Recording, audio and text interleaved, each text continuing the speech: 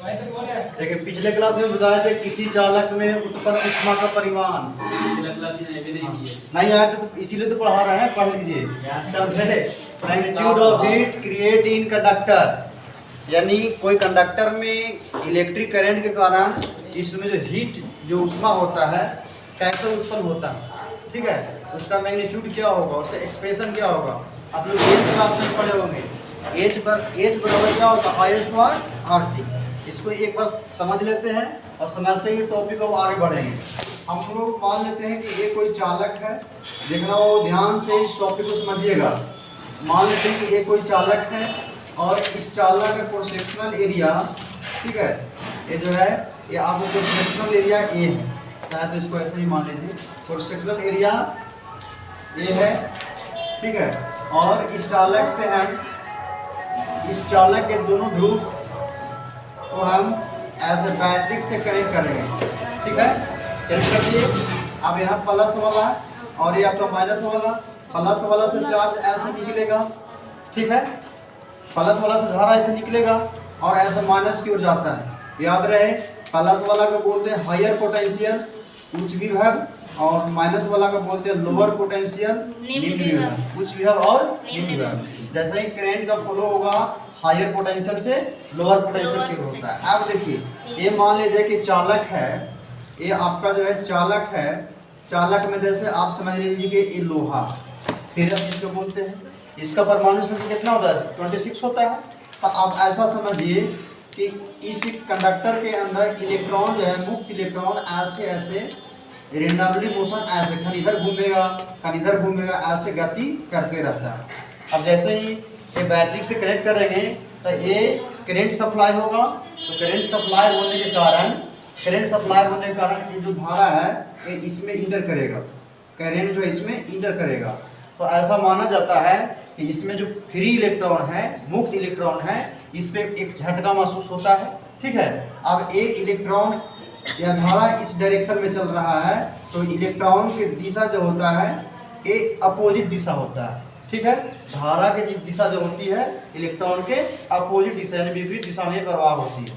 अब इसमें ये चालक के अंदर कुछ प्रॉपर्टीज पाया जाता है, गुण पाया जाता है जो कि धारा के मार्ग में रुकावट डालता है। ये धारा ऐसे जा रहा है बाबू, ये धारा ऐसे जा रहा है तो ये रुकावट डालता है, ठीक है। इसके अंदर ही ये चालक के अंदर ही वह गुण पाया जाता है, उसको क्या कहते हैं, प्रतिरोध कहते हैं, ठीक है। अच्छा, तो हम लोग को प्रूफ क्या करना है कि किसी चालक में उत्पन्न ऊष्मा का परिमाण, तो हीट कैसे क्रिएट होता है। अब जैसे ही कुछ धारा इसमें जाएगा तो चालक के अंदर गुण पाया जाता है, तो कुछ धारा को, कुछ करंट को इसमें रोकेगा और कुछ करंट को अलाउ करेगा जाने के लिए, ठीक है। ये कुछ करंट जाएगा और कुछ करंट जो है रुक जाएगा। तो यहाँ से इलेक्ट्रिकल एनर्जी जो है, विद्युत ऊर्जा जो है, इसमें हीट के रूप में कन्वर्ट हो जाता है और कुछ जाता है, यहाँ से कुछ करंट जाएगा और कुछ इसमें स्टोर हो जाता है यानी संचित हो जाता है। और यही जो इलेक्ट्रिक ऊर्जा है, इलेक्ट्रिक जो एनर्जी है, ये हीट एनर्जी में कन्वर्ट हो जाता है। इसको हम लोग एक्सप्रेशन के टर्म में देखेंगे कि एच बराबर, यहाँ पर ऐसे इसको हम प्रूफ करने वाले हैं, एच बराबर आई स्क्वायर आर और टी। अब देखिए ये दो ध्रुव बन गया कि नहीं, प्लस वाला को हायर पोटेंशियल और लोअर वाला को, ठीक है, एलपी का मतलब होता है लोअर पोटेंशियल। यहाँ आप मान लीजिए पॉइंट ए है और यहाँ आप मान लीजिए पॉइंट बी है।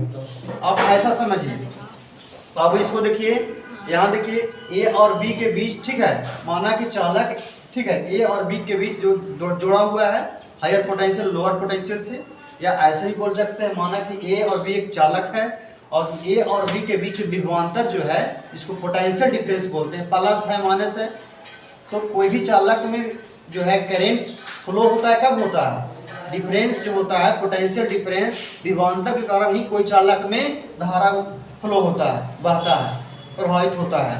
तो यहाँ पर देखिए हायर पोटेंशियल है, लोअर पोटेंशियल है, और मान लिया जाए कि ए और बी के बीच में विभवांतर क्या है, वी है। आप समझना, ठीक है, ए और बी के बीच में विभव का अंतर जो है वी है और टी समय के लिए धारा प्रवाहित हो रही है। इस चालक में कितना समय के लिए धारा प्रवाहित हो रही है, टी समय के लिए धारा प्रवाहित हो रही है। अब बताओ ये इलेक्ट्रॉन का प्रवाह या धारा का प्रवाह ही क्या कहलाता है, विद्युत धारा कहलाता है। अब ऐसे समझो ए और बी के बीच में विभव कितना है, वी है, कितना समय के लिए धारा प्रवाहित हो रहा है, टी समय के लिए, T समय के लिए धारा प्रवाहित हो रहा है। अब इसमें इस चालक का कुछ प्रतिरोध होगा ना, रेजिस्टेंस होगा, इस चालक के अंदर कुछ रेजिस्टेंस होगा। अब देखिए हम मान लेते हैं कि चालक का रेजिस्टेंस जो है R है, ठीक है, इस चालक का रेजिस्टेंस जो है R है। अब देखिए हम लोग ऐसे लिखे थे Q I × T, ठीक है। अब यहाँ से ग्रुप A से लेके B तक चार्ज कितना फ्लो हो रहा था, Q कितना होगा I, धारा फ्लो हो रहा है। तो आवेश के जो फ्लो है, प्रवाह की दर क्या कहलाता है, धारा कहलाता है। तो I बराबर Q बटा में क्या हो जाएगा T। अब इसको मान लो इक्वेशन 1, ठीक है, चाहे इसको ही ऊपर में लिख लीजिए I बराबर Q बटा में T। जनरली यही आपका याद करना है, Q बराबर IT। अब देखिए अब ऐसे आप सोचिए कि यहाँ से विभव है V, ठीक है, A और B के बीच का विभव जो है, विभवांतर जो है, पोटेंशियल डिफरेंस कितना है, V है। तो V बराबर हम क्या जानते हैं, W बटा में Q। W बटा में क्या जानते हैं, Q जानते हैं। अब यहाँ से आप W का वैल्यू निकालोगे तो क्या होगा, V × Q होगा कि नहीं। अब देखिए यहाँ से W बराबर, यहाँ V रहने दीजिए और Q का वैल्यू यहाँ पर लिखिए, IT लिख सकते हैं ना इक्वेशन 1 से, यहाँ लिख सकते हैं। यहाँ पर आप ऐसा भी लिख सकते हो Q बराबर IT। अब देखिए ओम के नियम से आप क्या जानते हैं, V बराबर क्या होता है फार्मूला, IR, और यहाँ से IT हो गया ना बाबू। अब आप देखिए I² R और T। अब ये जो वर्ग है, ठीक है, W क्या बोलते हैं, वर्ग बोलते हैं। और यही Q चार्ज को A पॉइंट से B पॉइंट तक ले जाने में किया गया कार्य है, ठीक है। अब यहाँ से यहाँ तक चार्ज को ले जाने में किया गया कार्य जो है, इसमें जो ऊर्जा के रूप में संचित होता है ना, उसको बोलते हैं पोटेंशियल, स्थिति ऊर्जा के रूप में उसमें संचित होता है, या इंटरनल एनर्जी भी हम इसको बोल सकते हैं। तो यहाँ पर W कन्वर्ट हो जाता है U में, ठीक है, U में यहाँ से हम बोल सकते हैं E बराबर I² RT। और यही चालक के अंदर जो है, इस चालक के अंदर हीट के रूप में स्टोर होता है। तो U, ठीक है, U को हम कभी कभी H बोलते हैं। तो H बराबर I² RT। तो ये आपका हो गया किसी चालक में उत्पन्न ऊष्मा का परिमाण H बराबर I² RT। अब यदि पावर बोले, पावर क्या बताया थे बाबू, यहाँ पर इलेक्ट्रिक पावर हम भी बताए थे, इलेक्ट्रिक पावर, जिसको इंग्लिश में क्या बोलते हैं, विद्युत शक्ति। विद्युत शक्ति क्या होता है बताइए, हिंदी में ना सर, हाँ हिंदी में विद्युत शक्ति इसको बोलते हैं, इंग्लिश बोल रहे, विद्युत शक्ति। इसको किससे डिनोट करते हैं, P से। P बराबर क्या होता है, W बटा में T, ठीक है। किसी विद्युत परिपथ में, ठीक है, कार्य के व्यय के दर कहलाता है क्या, विद्युत शक्ति। इसको किससे डिनोट करेंगे, P से। इसको याद रखिएगा, P बराबर क्या होता है, W बटा में T। W बटा में T, W क्या है तो वर्क डन, जिसको कार्य बोलते हैं। अब इसका यूनिट क्या हो जाएगा बताइए, कार्य का यूनिट क्या होगा, जूल होगा, और टाइम में क्या होगा, जूल प्रति सेकेंड, और इसी को हम बोलते हैं वाट। जूल प्रति सेकेंड को क्या बोलते हैं, वाट। तो ये पावर के SI यूनिट हो गया, पावर का कैसा यूनिट हो गया, SI यूनिट। तो SI यूनिट पावर का क्या हो गया, वाट। जूल प्रति सेकेंड को क्या कहते हैं, वाट। अच्छा, अब इसका डायमेंशन फॉर्मूला देखें कि डायमेंशन फॉर्मूला क्या होगा। तो आप P बराबर क्या जानते हो, W बटा में T। W क्या होता है याद रखना पड़ेगा, ml² T-2, और यहाँ पर T हो जाएगा। तो हम क्या लिख सकते हैं, ml² T-3, ml² T-3 किसका डायमेंशन फॉर्मूला हो गया, पावर का ना हो गया, ठीक है। अब यहाँ से एक फार्मूला देख लीजिए, बहुत इंपॉर्टेंट है, ठीक है। यहाँ पे आप यहाँ पे आइए, आप P बराबर क्या जानते हैं, W बटा में T, और W का फार्मूला हम क्या लाए, I² RT। तो यहाँ से I² R और T लिख दीजिए, और यहाँ T लिख दीजिए, ए से आपका कैंसिल हो जाएगा, तो I² R।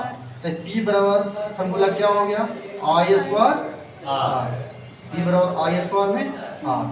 अब यहाँ से कन्वर्ट भी कर सकते हो आप, P बराबर, यहाँ देखो P बराबर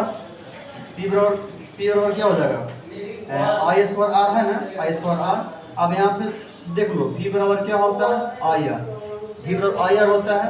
तो यहाँ I का वैल्यू इसमें आप पुट कर सकते हो V बटा में R। तो आई की जगह पर अब क्या लिखोगे? v बटा में आर। आई इसका क्या है? Whole square. और इंटू में क्या हो गया? आर। ये आपका कैंसिल हो जाएगा, तो क्या बचेगा बाबू? वी स्क्वायर बटा में आर। ये को बचेगा ना, तो ये आपका दूसरा फॉर्मूला हो गया। इसी तरीका से आप याद कर सकते हो, आई स्क्वायर आर बराबर वी स्क्वायर आर। और एक और होता है, ठीक है, एक और होता है इसमें आप कन्वर्ट कीजिए। ये आई का वैल्यू लिखे थे, तो अब आर का वैल्यू लिख दीजिए। तो आर बराबर क्या होगा? वी बटा में आई। तो ये हो जाएगा वी इंटू में आई। ये पावर का 3 गो फार्मूला रहा, ये हम पिछले क्लास में देखे थे। क्या बाबू? नीचे वाला नहीं है। नहीं दिखा? ठीक है रहा है। अरे इतना हम बताए थे पिछले क्लास में, छोड़ दीजिए। इतना पिछले क्लास में बताया थे बाबू। आगे कभी कभी पूछता है। अच्छा, पावर का सबसे बड़ा मात्रा क्या होता है? HP 746 वाट। इसको छापना, छापना भी